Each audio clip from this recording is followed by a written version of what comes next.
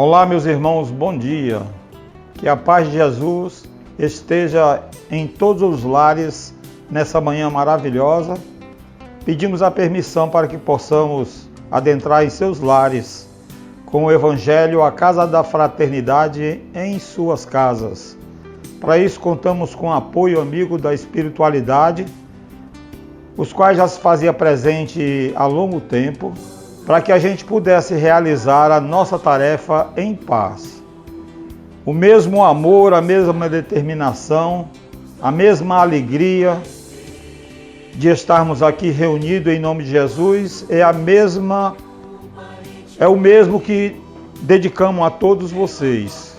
Com a permissão de todos vocês, possamos dar início à nossa tarefa da manhã de hoje.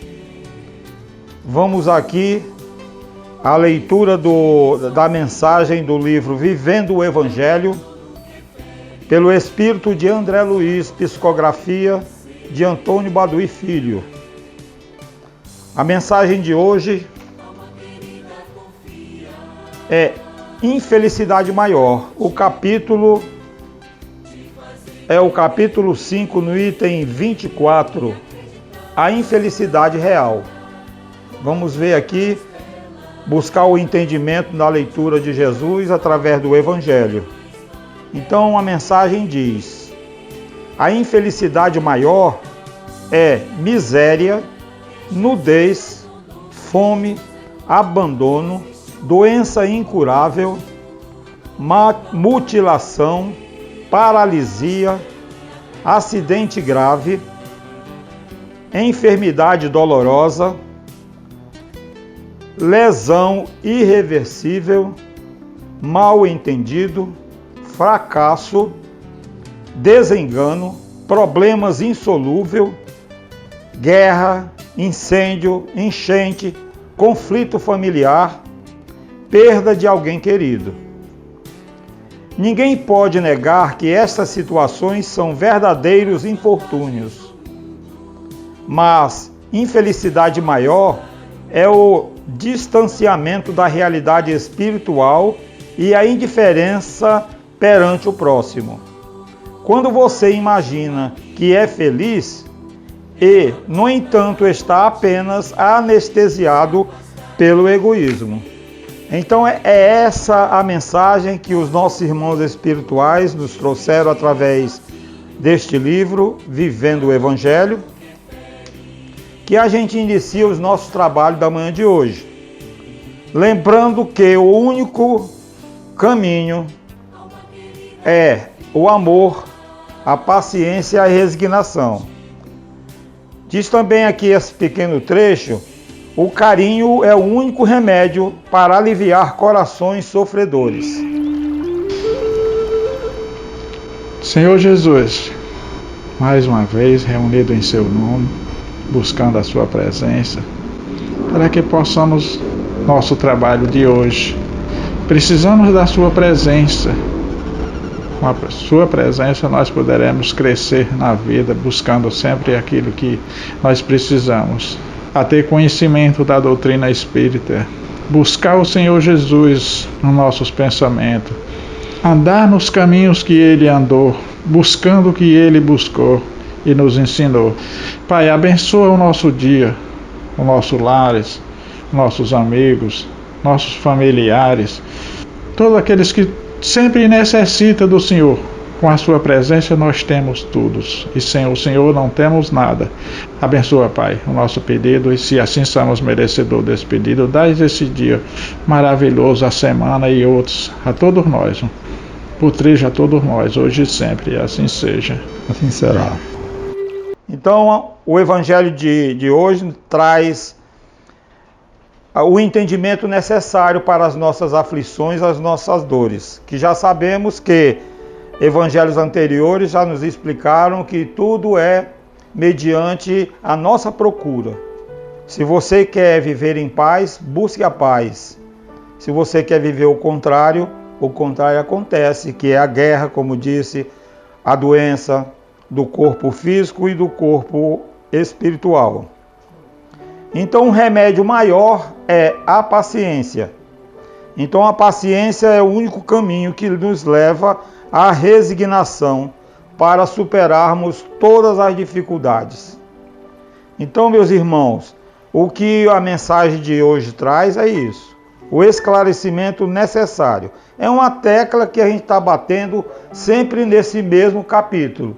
Sempre no capítulo 5, que fala do começo até o final, de tormentos voluntários, de falta de paciência, de falta de resignação, que parece que o mundo está pior do que há 100 anos atrás. Mas se nós olharmos para trás e enxergarmos, não 100 anos, mas a nossa infância lá, vamos viver, vamos encontrar o esclarecimento necessário. Então, o Evangelho segundo o Espiritismo é a infelicidade real. Então, todo mundo fala da infelicidade. Todo mundo experimentou e crer conhecer seu caráter múltiplo.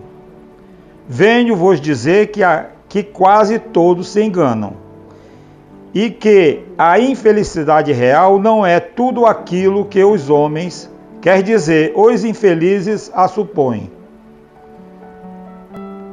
Eles veem na miséria, no fogão sem lume, no credor ameaçador, no berço vazio do anjo que sorria, nas lágrimas, no féretro que se acompanha de cabeça descoberta e de coração partido, na angústia da traição, na nudez do orgulho, que gostaria de se cobrir de púrpura, e que esconde com dificuldades sua nudez sobre os farrapos da vaidade. E tudo isso e a outras coisas ainda se chama infelicidade na linguagem humana. Sim, é a infelicidade para aqueles que não veem senão o presente. Mas a verdadeira infelicidade está nas consequências de uma coisa mais do que a própria coisa. Dizei-me se o acontecimento mais feliz para o momento, mas que tem consequências funestas, não é em realidade mais infeliz que aquele que causa primeiro uma viva contrariedade e acaba por resultar num bem? Dizei-me que a tempestade que quebra vossas árvores, mas saneia o ar, dissipando os miasmas insalubres que causariam a morte, não é antes uma felicidade do que uma infelicidade? Uma paradinha que chama a atenção, que diz assim: no horizonte da nossa vida eu vejo nova aurora despontar. Quando a luta já estava perdida, o sol voltou a brilhar. Então, depois da tempestade, depois de uma noite escura, brilhará o sol da manhã. Então, todas as dificuldades que passam pela nossa mente, pela nossa vida, é como a noite escura. Mas se tivermos a certeza, tivermos a paciência, a resignação que não se pode fugir, logo, logo vamos ver que tudo que nós pensávamos que era uma infelicidade, que era ruim, tornar-se-á melhor, porque parte para a compreensão. Então toda aquela dor, ainda agora eu falava com um irmão a respeito da dor e o sofrimento. Qual é a diferença que há entre a dor e o sofrimento? Dor é uma palavra pequena que abrange todo esse universo. Sofrimento é uma palavra maior que não vai tão longe, porque à medida que você sente a dor, você busca o remédio necessário. Tanto o remédio para o corpo físico, que vai-se à farmácia comprar, ou um chá que se faz em casa, quanto o remédio para o corpo espiritual, que é a resignação, que é a paciência, que é a fé, que é a busca da oração, que traz o lenitivo necessário para as nossas dificuldades. Então, tudo aquilo que achávamos que era tempestade, e a gente aprendeu desde o início que faz-se uma tempestade num copo d'água, que de logo a seguir não é aquilo que a gente imaginava. Aprendemos que tudo que acontece de ruim na nossa vida sempre é para melhor. Aprendemos também que tudo passa. Aprendemos que hoje é um dia e amanhã e mais tarde será a noite e amanhã será um novo dia, um novo alvorecer, nova oportunidade para que possamos chegar à felicidade real. Porque tudo aquilo que é de matéria, vinculado à matéria, ao corpo, é uma felicidade passageira ou muitas vezes infelicidade. Aquele que pensa que ao ganhar um presente, um carro do ano e tudo mais para fazer as viagens sem um devido conhecimento, sai à estrada e aquela situação torna infeliz. Muitas vezes acontece isso. Então vamos aqui mais o Evangelho. Para julgar uma coisa é preciso ver-lhe as consequências. É assim que, para apreciar o que é realmente feliz ou infeliz para o homem, é preciso se transportar além da vida, porque é lá que as consequências se fazem sentir. Ora, tudo o que se chama infelicidade, segundo sua curta visão, cessa com a vida e encontra sua compensação na vida futura. Eu dizia em algumas as vezes que eu falei sobre o Evangelho, que todos nós, quando reencarnamos neste planeta de prova e expiação, trazemos uma missão. Vamos pensar assim, trazemos uma mala com todos os devidos fatores, todos os devidos argumentos, toda a situação que você tem que, ao abrir essa mala, você tem que procurar buscar o melhor dentro dessa mala para você botar em prática na sua vida atual. Então, se chegarmos ao término da nossa jornada neste plano, você olha para a mala e vai ver que realizou tudo aquilo que você havia reservado para essa sua vida. E se a gente deixa de realizar o que prometemos no mundo espiritual, nós teremos que regressar para cumprir. Então todos nós recebemos determinações e prometemos no plano dos espíritos, lá na erraticidade, o que vamos fazer na próxima reencarnação. E chegamos aqui, como somos espertinhos, a gente tenta burlar, tenta enganar, tenta sair de lado, tenta se ausentar da responsabilidade. Por isso que a dor é diferente do sofrimento. Quando você tem uma dor e você procura verificar o motivo daquela dor, uma dor de cabeça, o que está acontecendo, você busca logo o remédio, você busca logo uma condição melhor para que você possa... Já pensaram que calçando uma sandália, um sapato, por exemplo, eu calço 40 e vou usar um sapato 38, eu vou sofrer. Então, é preciso que essa dor do meu pé que vai acontecer, eu possa entender que é o sapato apertado. Então, isso aí leva para todo o horizonte de entendimento. Então, a dor realmente ensina a gemer. E quando a gente aprende a gemer, a gente aprende a aceitar as dificuldades. Tanto a dor moral quanto a dor física. Tanto um quanto a outra nos leva para um futuro melhor, uma situação. E não tem situação material nenhuma que nos conduza ao lado espiritual. Se a gente aqui bem pratica a lei de amor e de caridade, a gente vai ter uma condição melhor lá no mundo dos espíritos. E se fizer o contrário, vamos sofrer do mesmo jeito, até descobrir o caminho que vai nos tirar desse atoleiro. Vamos aqui para o Evangelho. Esperai, vós que chorais, e tremei, vós que rides, porque o vosso corpo está satisfeito.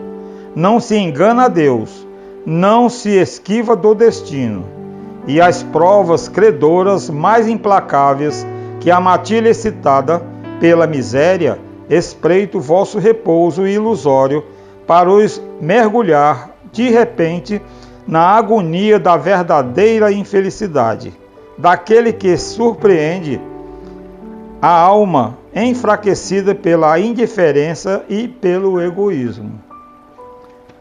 Orgulho, vaidade e egoísmo é a chaga da humanidade. Aquele que é egoísta não olha nem para baixo nem para os lados, só olha para cima. Aquele que é vaidoso ainda pode observar em sua volta, justamente para fazer comparação daqueles que menos possuem, porque ele é o danadão. E aquele que é orgulhoso, muitas pessoas orgulhosas, eu já presenciei, já vi, eles são caridosos. Eles fazem caridade, porque eles querem realmente aparecer. Então não deixo de estar na trajetória de evolução, tanto o egoísta como o orgulhoso, como o vaidoso, como todas as outras enfermidades do nosso espírito. Porque nenhuma situação em que a gente se encontra, nesse burilamento, nessa lapidação dessa nossa vida, dessa nossa encarnação, que tudo é trabalho, não está fora do eixo central. Todas elas nos levam um dia a uma luz, a um caminho melhor. Que o Espiritismo vos esclareça, pois, e recoloque em sua verdadeira luz a verdade e o erro, tão estranhamente desfigurados pela vossa cegueira. Então agirias como bravos soldados que, longe de fugirem do perigo, preferem as lutas dos combates temerários, a paz que não pode dar, nem a glória, nem o progresso, que importa ao soldado perder no túmulo suas armas. Aliás, no tumulto, suas armas, sua bagagem, seu uniforme, contanto que ele saia vencedor e com glória. Que importa aquele que tem fé no futuro deixar sobre o campo de batalha da vida sua fortuna, o seu manto de carne, contando que sua alma entre radiosa no reino celeste. Se nós estamos aqui como soldados que viemos para este plano de prova e expiações, nos preparar para um futuro melhor, e viemos determinado para lutarmos até o final. Não interessa se vamos perecer, mas que saímos vencedores. Se não sairmos vencedores materialmente, vamos sair vencedores espiritualmente. Porque tudo faz parte de um processo de renovação. Então todos nós estamos aqui como soldados, todos nós estamos aqui como alunos, todos nós estamos aqui na luta diária para vencermos. E o maior obstáculo é vencer a si mesmo. Nós precisamos nos vencer para que possamos ajudar os outros a vencer. Ainda hoje eu estava escutando uma pessoa falar com relação à aeronave, quando alguém vai viajar, que está dentro da aeronave, e que a pessoa vai falar que as pessoas possam colocar a máscara, não essa máscara que está sendo usada agora, que tem que ser usada, mas aquela máscara de oxigênio, quando vai acontecer algo dentro da aeronave, e o primeiro a colocar a máscara é a pessoa que vai dar instrução. É como se a gente pensasse que não se pode dar exemplo nenhum, não se pode ensinar ninguém sem que você esteja imbuído dentro daquele teu ensinamento. Porque senão é falsa moral, é falso profeta, é hipocrisia. Então, se eu tenho uma condição de estar aqui, com a graça de Deus, agradecendo toda hora essa oportunidade de passar o Evangelho para todos nós. Eu digo para todos nós porque eu poderia dizer para vocês.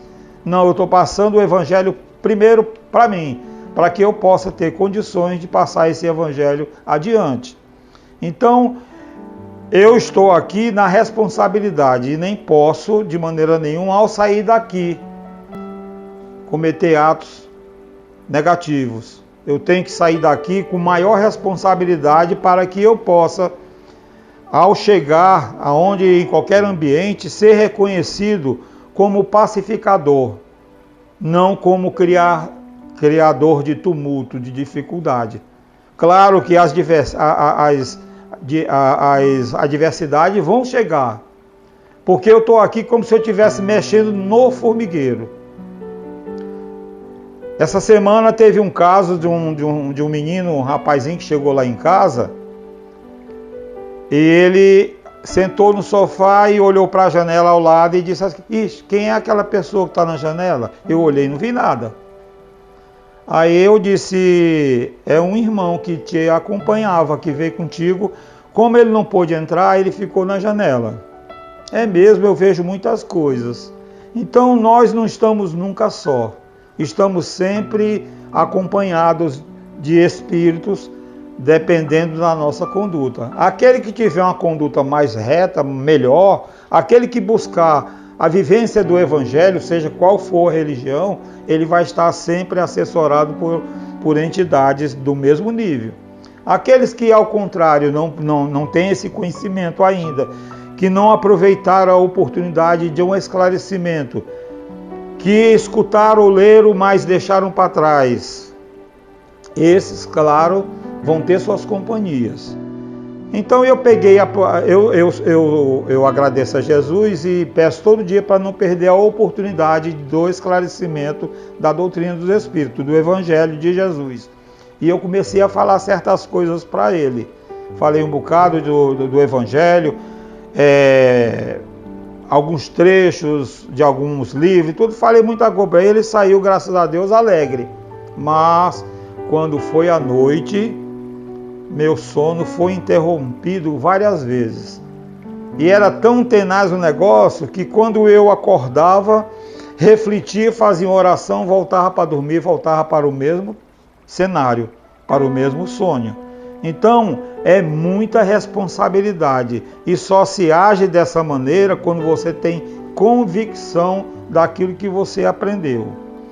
Então, meus irmãos, o próximo capítulo ainda é 5 e o item é a melancolia. Então, nós vemos aqui a infelicidade real, que muitas vezes a gente encontra a dificuldade de encarar o credor.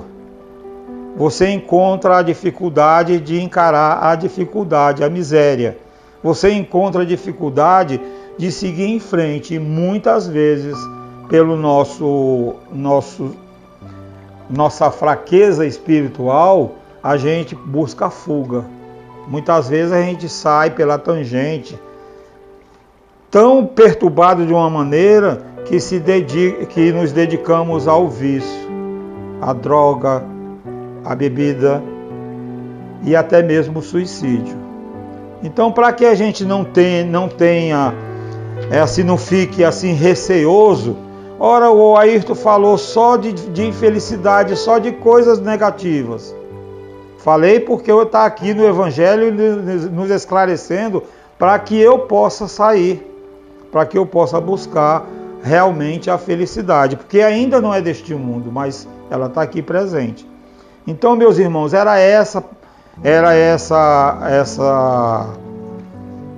Evangelho, essa leitura que devemos superar todas as adversidades. Então, Jesus nos ampare, nos abençoe, nos proteja, nos dê uma semana de paz, de alegria, de coragem, para que a gente possa se movimentar, andar, buscar algo para fazer, não querer a mente paralisada, estagnada. Nós temos que nos movimentar. Então é assim, pegando o Evangelho de Jesus, pegando a prece, ora, aquela prece tão singela que diz: Pai nosso que estás no céu, santificado seja o vosso nome, venha a nós o teu reino, seja feita a vossa vontade, assim na terra como no céu, né? Então nós devemos pegar esta prece e procurar ver, assim na terra como no céu, seja feita a vossa vontade. Então nós vamos estar num caminho de luz, de paz, de tranquilidade. Então que Deus ampare e abençoe a todos nós. Agora fechamos os olhos do corpo físico para sentir a presença amiga dos nossos irmãos espirituais que estão aqui ao nosso lado. Então Jesus, amado Mestre, Filho de nosso Deus Pai Todo-Poderoso, irmão nosso, com muito amor te agradecemos essa oportunidade e pedimos aos nossos irmãos, aqueles que são seus assessores, que trazem até nós a intuição necessária para a prática do bem e do amor, que possam permanecer entre nós, que possam permanecer em todos os lares que esse Evangelho vai chegar até eles. E que aqueles que assistirem possam aproveitar, tirar um pontozinho, uma interrogação, uma situação, para que possam abrir o horizonte mental e aprender um pouco mais com a palavra de Deus, a palavra de Jesus. Que Deus abençoe, que dê a paz nesse globo, nesse universo. Que Jesus abençoe o nosso Brasil querido e que a partir da semana que vem estaremos aqui presentes mais uma vez para a realização deste Evangelho, a Casa da Fraternidade em vossas casas. Então, que a paz de Jesus permaneça entre nós, que assim seja.